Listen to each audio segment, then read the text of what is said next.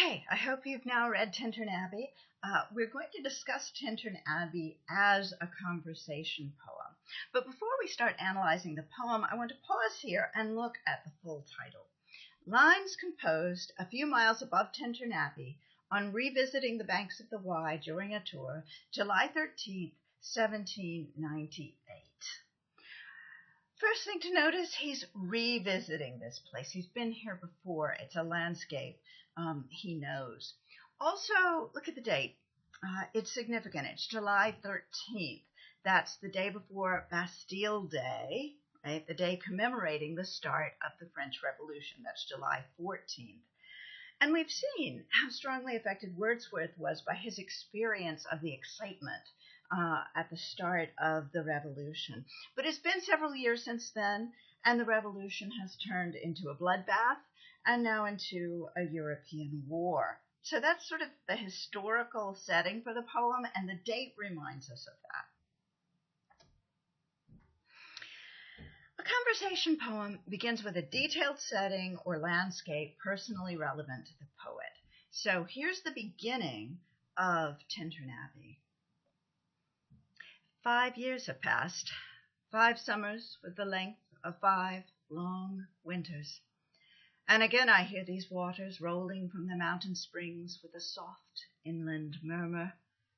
Once again do I behold these steep and lofty cliffs that on a wild secluded scene impress thoughts of more deep seclusion and connect the landscape with the quiet of the sky. The day has come when I again repose here under this dark sycamore and view these plots of cottage ground, these orchard tops, which at this season with their unripe fruits are clad in one green hue and lose themselves mid groves and copses. Once again I see these hedgerows, hardly hedgerows, little lines of sportive wood run wild. These pastoral farms green to the very door, and wreaths of smoke sent up in silence from among the trees, with some uncertain notice, as might seem of vagrant dwellers in the houseless woods, or of some hermit's cave, where by his fire the hermit sits alone. So, here is Wordsworth's description of a personally significant landscape. He was here 5 years ago, and they've been really hard years, right? 5 summers with a length of 5 long winters. What makes a summer seem as long as a winter?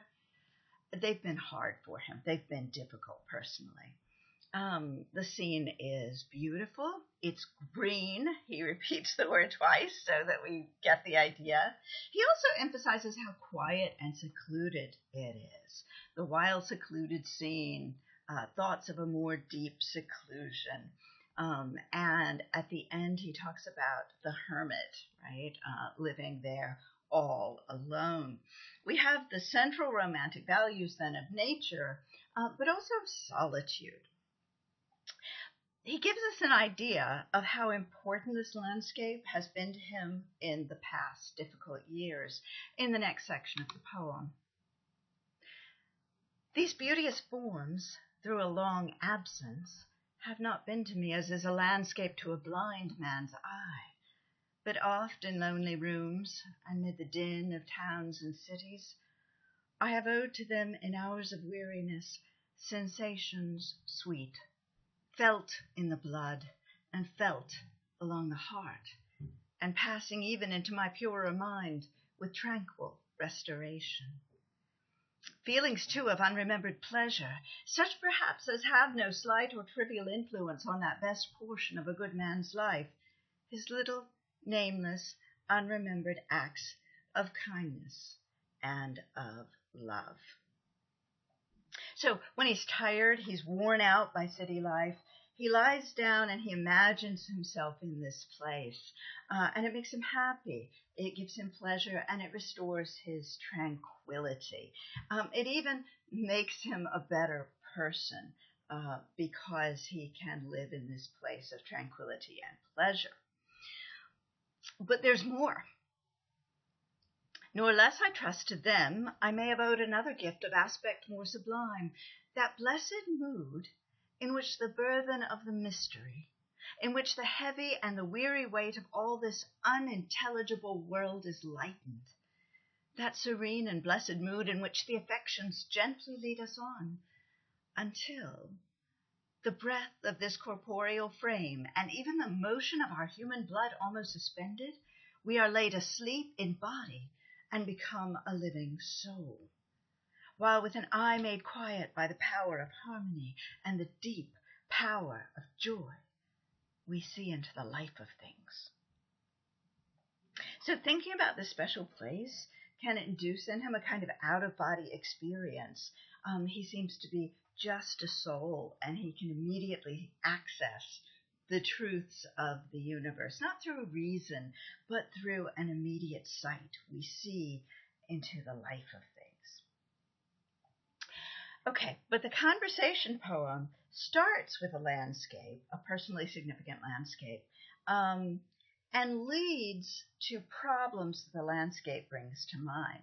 And for Wordsworth, this is mutability. The landscape that he sees is the same, but he's not the same as he used to be. He has changed, and that's the problem that he introduces in the next section. And now, with gleams of half-extinguished thought, with many recognitions dim and faint, and somewhat of a sad perplexity, the picture of the mind revives again. Right? That is this scene he's been picturing over and over through all these years of absence. Suddenly he sees it, and it's real for him again. While here I stand, not only with a sense of present pleasure, but with pleasing thoughts, that in this moment there is life and food for future years. And so I dare to hope, though changed, no doubt, from what I was when first I came among these hills, when like a roe I bounded o'er the mountains by the sides of the deep rivers and the lonely streams wherever nature led, more like a man flying from something that he dreads than one who sought the thing he loved. For nature, then, the coarser pleasures of my boyish days and their glad animal movements all gone by, to me was all in all. I cannot paint what then I was. The sounding cataract haunted me like a passion. The tall rock, the mountain, and the deep and gloomy wood, their colors and their forms were then to me an appetite, a feeling and a love that had no need of a remoter charm by thought supplied, not any interest unborrowed from the eye. So he actually traces here two earlier periods of his life. First, when he was a little boy, my boyish days and their glad animal movements all gone by, just enjoying running around the way a puppy or a colt would. And then when he was a young man, an adolescent, and nature meant everything to him. But these happy memories remind him that he's not that young man anymore.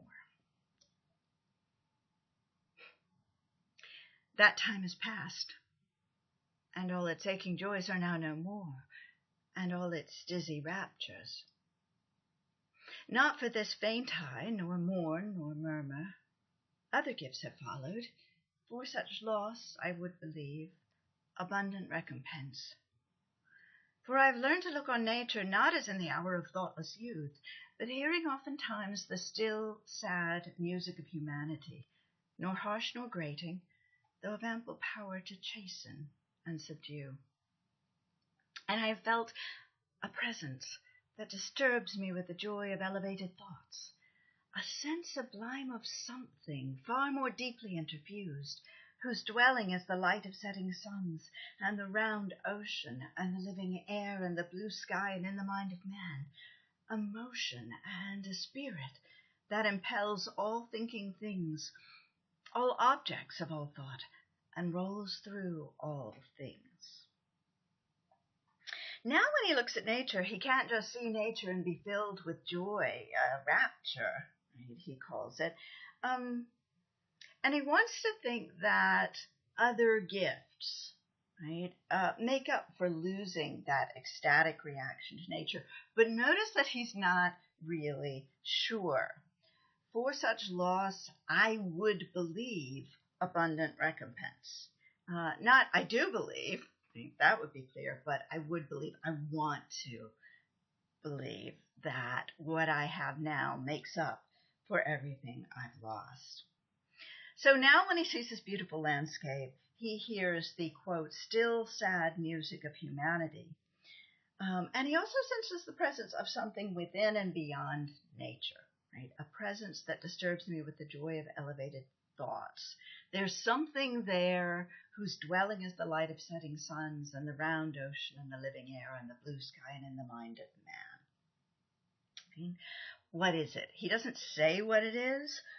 You can think of it like the Force in Star Wars, or a particular idea of God, but God as being one with all of creation, within all of creation. So this gift, this new way of seeing nature, does help reconcile him to the change in himself, but he doesn't really resolve his problem until the third section of a conversation poem, when he turns to the other person. Nor perchance, if I were not thus taught, should I the more suffer my genial spirits to decay. For thou art with me here upon the banks of this fair river, thou, my dearest friend, my dear, dear friend. And in thy voice I catch the language of my former heart, and read my former pleasures in the shooting lights of thy wild eyes. Oh, yet a little while may I behold in thee what I once was, my dear, dear sister. She's still like he was when he was younger, with that immediate sense of joy in nature, and he can relive it through her. That's what brings him peace when he thinks about his own mutability with those changes in himself. And that allows him to come to a resolution and bring the poem to a triumphant end. Therefore, let the moon shine on thee in thy solitary walk, and let the misty mountain winds be free to blow against thee. And in after years, when these wild ecstasies shall be matured into a sober pleasure, when thy mind shall be a mansion for all lovely forms, thy memory be as a dwelling place for all sweet sounds and harmonies. Oh, then, if solitude or fear or pain or grief should be thy portion, with what healing thoughts of tender joy wilt thou remember me and these my exhortations? Nor perchance, if I should be where I no more can hear thy voice, nor catch from thy wild eyes these gleams of past existence, wilt thou then forget that on the banks of this delightful stream we stood together, and that I, so long a worshipper of nature, hither came unwearied in that service, rather say with warmer love, oh, with far deeper zeal of holier love. Nor wilt thou then forget that after many wanderings, many years of absence, these steep woods and lofty cliffs and this green pastoral landscape were to me more dear, both for themselves and for thy sake. And he returns to the landscape, the steep woods, the lofty cliff, the green pastoral landscape at the end, his problems resolved, again able to appreciate it fully. So now as you go and read Coleridge's Frost at Midnight, see if you can pick out that same structure flowing through this poem. Begins with a detailed setting or landscape personally relevant to the poet, moves from this setting into a reflection that engages modern problems, then often turns to another person to find a resolution to the problem, and finally returns to the scene, which is changed in the light of this resolution.